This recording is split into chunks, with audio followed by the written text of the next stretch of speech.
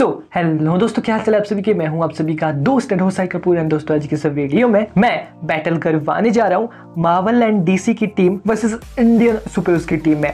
अगर आप नहीं समझे तो एक तरफ होंगे मार्वल एंड डीसी के most powerful and most popular superheroes, वहीं उनके अपोजिट में होंगे इंडिया के most powerful and most popular superheroes. And in दोनों टीम्स में 10-10 मेंबर्स होंगे, यानी कि दोनों टीम्स में 10-10 सुपरहीरोज होंगे। तो यस, काफ़ी ज़्यादा इंटरेस्टिंग होने वाली है ये वीडियो। और जिन्हें ये लगता है कि मार्वल एंड डीसी के सामने जो इंडिया के सुपरहीरो वो टिक ही नहीं पाएंगे, वो तो इस वीडियो को एंड तक ज़रूर ही देखना। सो यस, अगर आप मार्वल एंड डीसी के फ़ैन हो या फिर इंडियन सुपरहीरोज के फ़ैन हो तो आपके लिए ये वीडियो काफ़ी ज़्यादा इंटरेस्टिंग होने वाली है। सो बी श्योर की जैसा कि मैंने कहा कि आप वीडियो में एंड तक तो यह ज़रूर ही बने रहे। So now without wasting any more time, let's get started. Can I be your superhero?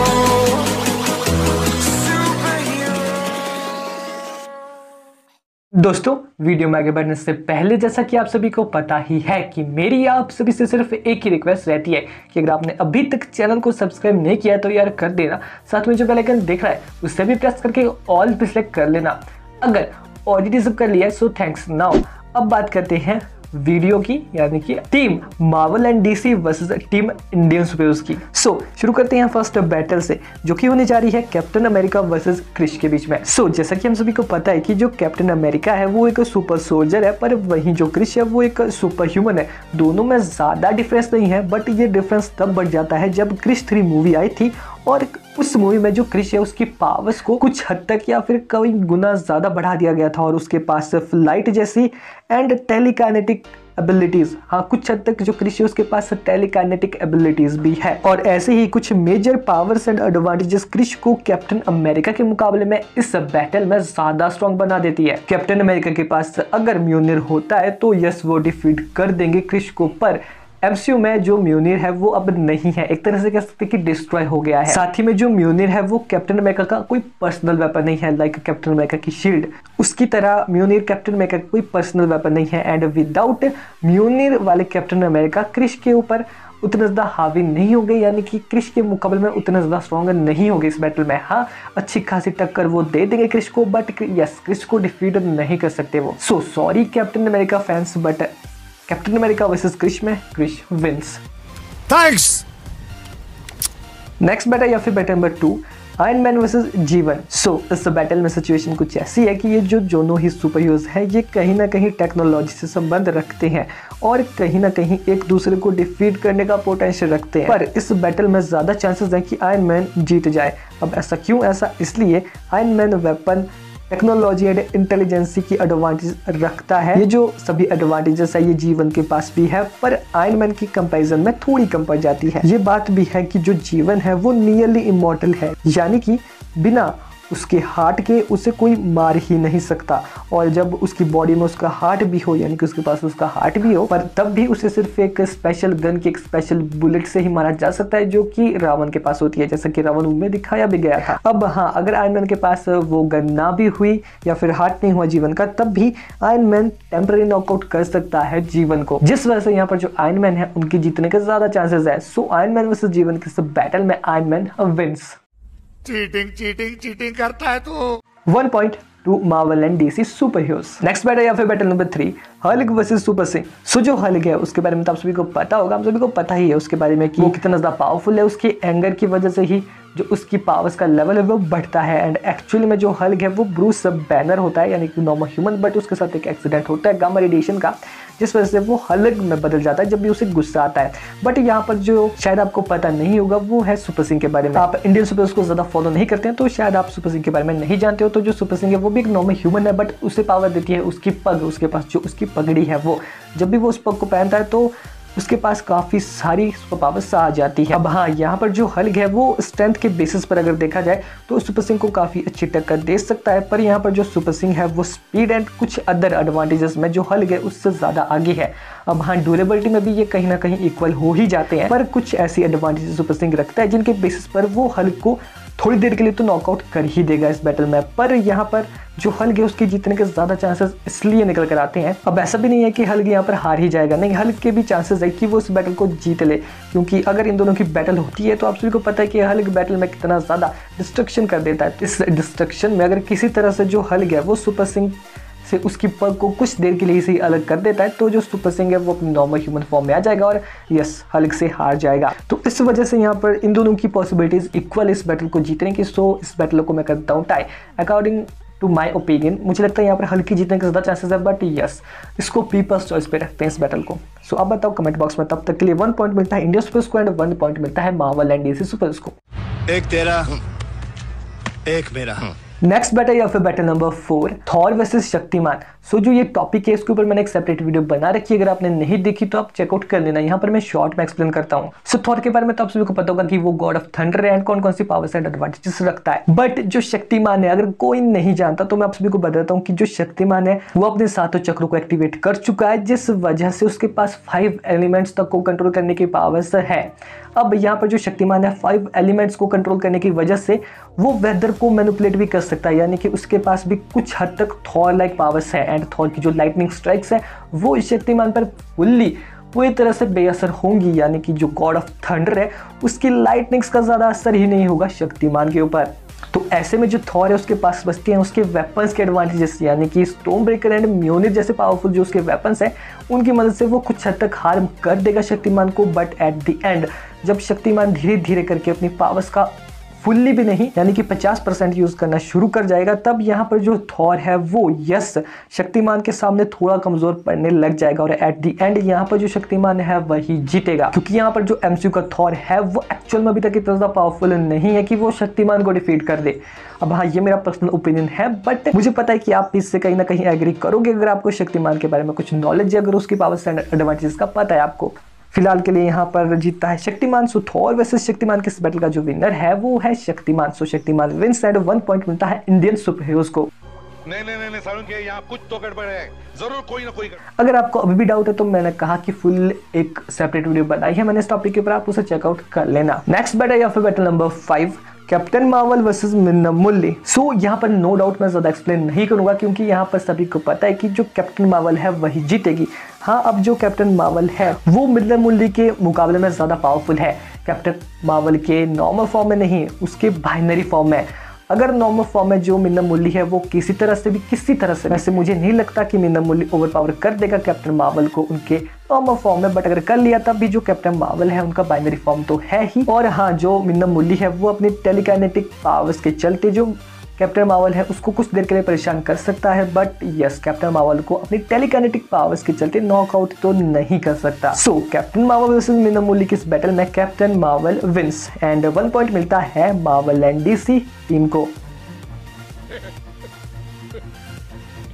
Next battle या फिर battle number 6, Batman versus Baalveer. अब हाँ आप सोचोगे कि यहाँ पर मिसमैच हो गया, तो हाँ हो गया क्योंकि यहाँ पर मैं कुछ कॉमिक के सुपर को भी ले सकता था जैसे कि सुपर कमांडो ध्रुव, बट फिर ये जो बैटल है वो कॉम्प्लिकेटेड हो जाती और ज़्यादा एक्सप्लेन करना पड़ता मुझे और फिर वीडियो ज़्यादा लंबी बन जाती तो आप देखते नहीं। तो इसके ऊपर भी एक सेपरेट वीडियो आएगी अगर आप कमेंट करते हो। वैसे इसके ऊपर एक सेपरेट वीडियो है, अगर आपने नहीं देखी है तो चेकआउट कर लेना। मैंने शायद बनाई होगी Indian supers versus justice league के ऊपर एक वीडियो, उसमें इस टॉपिक को डिस्कस किया मैंने Batman versus super commando Dhruv, but Batman versus Baalveer इस टॉपिक को डिस्कस नहीं किया, तो इसी वजह से मैंने इस टॉपिक को यहाँ लेना सही समझा। मैं आपको पहले बताना चाहूंगा कि जो ये बैटल होगी वो एक अनप्रिपेयर्ड बैटल होगी एंड अनप्रिपेयर्ड बैटल में बैटमैन है उसके पास सिर्फ उसके गैजेट्स एंड स्किल्स की एडवांटेज होगी, बट जो बालवीर है उसके पास उसकी मैजिकल पावर्स की एंड उसकी सुपर ह्यूमन लेवल पावर्स की एडवांटेजेस होंगी। सो यहाँ पर बेशक जो बालवीर है वही जीतेगा, पर अगर ये प्रिपेयर्ड बैटल होती तो यहाँ पर यस जो बैटमैन है उसके जीतने के चांसेस है, बट अनप्रिपेयर्ड बैटल है क्या करे क्योंकि ये काउंटर बैटल होगी, एकदम से ये दोनों एक दूसरे के आमने सामने आएंगे। अब बताओ कौन जीतेगा, तो यहाँ पर जाहिर सी बात है कि बालवीर ही जीतेगा। तो बैटमैन वर्सेस बालवीर में बालवीर विंस। सो 1 पॉइंट मिलता है इंडियन सुपर हीरोज टीम को। थैंक्स। नेक्स्ट बैटल या फिर battle number 7, Superman versus Nagraj. तो ये बैटल काफ़ी ज़्यादा कॉन्ट्रोवर्शियल एंड कॉम्प्लिकेटेड भी है क्योंकि अगर आप एक सुपरमैन फैन हो तो आप कह दोगे कि नागराज यहाँ पर हार जाएगा क्योंकि आपको नागराज के बारे में शायद ज़्यादा पता नहीं है, बट अगर आपको सुपरमैन एंड नागराज दोनों के बारे में पता है, आप दोनों के ही एक तरह से फैन हो, तो आपके लिए ये काफी ज्यादा कॉम्प्लिकेटेड होने वाली है बैटल, आपको पता ही होगा।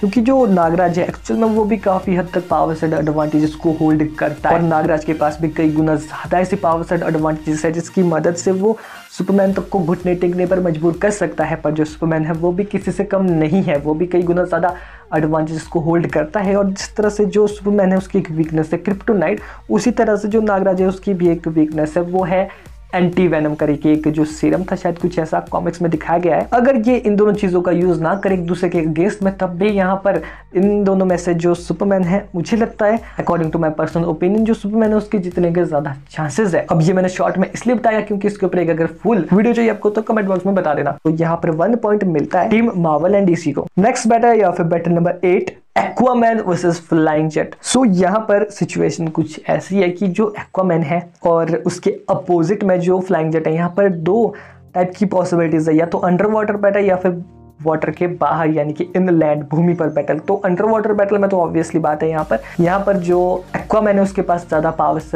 एंड एडवांटेजेस होगी, अंडर वाटर तो वही जीतेगा। बट अगर ये बैटल बाहर होती है, पानी के बाहर इनलैंड बैटल हुई यानी कि भूमि पर बैटल हुई, तो कौन जीतेगा? तो यहाँ पर जो एक्वामैन है उसके पास उसका वेपन भी है ट्राइटन ऑफ पोसाइडन, साथ ही में उसके पास उसके पावर्स एंड एडवांटेजेस भी है। बट जो फ्लाइंग जेट है वो स्पीड में एक्वामैन से कई गुना ज़्यादा फास्ट है, ड्यूरेबिलिटी में थोड़ा आगे रह जाता है वो एक्वामैन से। बट यहाँ पर अगर अदर चीज़ों की बात की जाए यानी कि फाइटिंग स्किल्स, एक्सपीरियंस, स्ट्रेंथ जैसे कुछ मेजर चीज़ों की, तो यहाँ पर जो एक्वामैन है उसके पास ज़्यादा एडवांटेजेस है। तो यहाँ पर ज़्यादा एक्सप्लेन ना करते हुए जो एक्वामैन है, यस, वो इस बैटल को जीतने का पोटेंशियल रखता है। So Aquaman versus flying jet में एक्वामैन विंस। नेक्स्ट बैटल या फिर battle number 9, Cyborg versus robot aka Chitti. So यहाँ पर नो डाउट मैं ज़्यादा एक्सप्लेन करूंगा ही नहीं क्योंकि यहाँ पर जो साइबॉर्ग है वही जीतेगा। अब ऐसा इसलिए क्योंकि वो एक half human and half Android है, और वहीं जो चिटी है वो फुल्ली एक रोबोट है। अब हाँ, उसके अंदर ह्यूमन लाइक इमोशंस है, बट एक्चुअल में है तो वो एक रोबोट ही, एक एआई ही। बट जो साइबॉर्ग है वो half human and half robot होने के साथ साथ काफ़ी ज़्यादा इंटेलिजेंट है एंड एक्चुअल रोबोट एक चिटी के मुकाबले में थोड़ा ज़्यादा या कुछ ज़्यादा ही एडवांस है। और जैसा कि हमें दिखाया भी गया है मूवीज़ में कि वो अपनी बॉडी पार्ट से काफ़ी सारे वेपन्स को जनरेट कर सकता है। जो रोबोट है वो भी जनरेट कर देता है अपने बॉडी पार्ट से वेपन्स को, लाइक गन्स को। बट जो साइबॉर्ग है उसके जो वेपन्स हैं वो एक्चुअल में रोबोट के वेपन्स के मुकाबले में ज़्यादा स्ट्रॉन्ग है। अब हाँ, अगर रोबोट अपनी आर्मी लेके आता है तो वो साइबॉर्ग पे भारी पड़ सकता है, पर ये फिर अनफेयर बैटल होगी। इसलिए अगर सोलो बैटल होती है इन दोनों की, साइबॉर्ग वर्सेस रोबोट एक चिटी के बीच में, तो जाहिर सी बात है यहाँ पर जो साइबॉर्ग है वही जीतेगा। सो साइबॉर्ग वर्सेस रोबोट एक चिटी के इस बैटल में साइबॉर्ग विंस, और 1 पॉइंट और मिलता है मार्वल एंड डीसी टीम को। नेक्स्ट बैटल या फिर battle number 10, wonder woman versus शक्ति। सो यार ये बैटल एक्चुअल में काफ़ी ज़्यादा इंटरेस्टिंग है क्योंकि यहाँ पर जो वंडर वुमन है उसके अपोजिट में है शक्ति। और अगर आपको नहीं पता कि शक्ति कौन है, उसके पास कौन कौन सी पावर्स है, तो गॉडेस माँ काली ने उसे काफ़ी सारी शक्ति प्रोवाइड की थी, उसे कई सारी शक्तियाँ दी थी, जिसकी मदद से जो वो नॉर्मल लेडी थी शक्ति, वो बन गई एक पावरफुल सुपर हीरोइन या फिर पावरफुल सुपर हीरो। और वहीं उसके अपोजिट में जो वंडर वुमन है वो एक्चुअल में गॉड लाइक पावर्स रखती है, और साथ ही में इतनी सारी पावर्स रखने के साथ में वो काफ़ी ज़्यादा स्किल्ड वॉरियर भी है, और उसके पास कई हज़ारों सालों का एक्सपीरियंस है। और उसके पास उसके वेपन्स भी है, लाइक उसकी स्वॉर्ड हो गई, उसकी शील्ड होगी, एंड उसके ट्रुथ ऑफ लासो हो गए, और उसके ब्रेसलेट्स हो गए। पर जब इन दोनों में बैटल होगी तो बैटल काफ़ी ज़्यादा देखने लायक होगी क्योंकि यहाँ पर जो वंडर वुमन है उसके पास उसकी फाइटिंग स्किल्स, उसके वेपन्स एंड उसका एक्सपीरियंस की काफ़ी अच्छी एंड मेजर एडवांटेजेस है। बट जो शक्ति है उसके पास उसके पावर लेवल की काफ़ी ज़्यादा हाई एडवांटेज है। और यहाँ पर अगर इन दोनों में बैटल होती है तो एक्चुअल में यहाँ पर जो शक्ति है उसकी जीतने के ज़्यादा चांसेस है क्योंकि उसकी पावर्स वंडर वुमन से कंपेयर करें, हम डीसीयू की वंडर वुमन की बात कर रहा हूँ मैं यहाँ पर, उसके मुकाबले में उसका पावर लेवल ज़्यादा है। अगर आपको अभी भी भरोसा नहीं होता तो राज कॉमिक्स चेकआउट करो, उसमें शक्ति की पावर्स देखो एक बार, तो उसके फीट्स एक्चुअल में डीसीयू की जो वंडर वुमन है उसके मुकाबले में ज़्यादा है। तो यहाँ पर अगर आप मुझसे क्लियर पूछो तो यहाँ पर जो शक्ति है, यस, उसके थोड़े ही ज़्यादा चांसेस है कि वो वंडर वुमन को डिफीट कर दे। सो यहाँ पर मैं ज़्यादा एक्सप्लेन नहीं करूँगा क्योंकि ऑलरेडी वीडियो काफ़ी लंबी बन गई है। अगर आपको इसके ऊपर एक सेपरेट फुल डिटेल वीडियो चाहिए तो बताना कमेंट बॉक्स में, क्योंकि अभी के लिए तो मुझे लग रहा है कि जो वंडर वुमन है उसके अपोजिट में जो यहाँ पर शक्ति है उसकी जीतने के ज़्यादा चांसेस है वंडर वुमन के मुकाबले में। सो यस, यहाँ पर वंडर वुमन वर्सेस शक्ति में शक्ति विंस। सुनो, अब बात करते हैं स्कोर बोर्ड की। तो जो इंडियन स्पोर्ट्स टीम है उन्होंने गेन किए 5 पॉइंट्स, बट वहीं जो टीम मार्वल एंड डीसी है उसने गेन किए हैं 6 पॉइंट। तो ऑब्वियसली यहाँ पर जो टीम मार्वल एंड डीसी है वो जीत जाती है। बट वेट, आप सोचेंगे कि 6 + 5 = 11, ये तो 11 हो गया। और आपने सिर्फ 10 बैटल कराई तो 11 पॉइंट्स कैसे हुए? कुछ तो गड़बड़ है दया। नहीं, कोई गड़बड़ नहीं है दया, क्योंकि अगर आप पीछे जाओ तो आप चेकआउट करो कि जो हल्क वर्सेस सुपर सिंह की बैटल थी वो टाई हुई थी एंड एक पॉइंट मैंने दोनों टीम्स को दिया था, जिस वजह से जो वो एक बैटल है उसके 2 पॉइंट्स निकल कर आते हैं। तो अगर आप उससे काउंट करो उस तरह से तो यहाँ पर एक्चुअल में 11 पॉइंट होते हैं, 10 नहीं। सुनाओ मिलते हैं तब तक बैटिंग एंड बाय बाय। अगर किसी नए टॉपिक का सजेस्ट देना तो वो भी कमेंट बॉक्स में देना। सुनाओ बैटिंग एंड बाय बाय।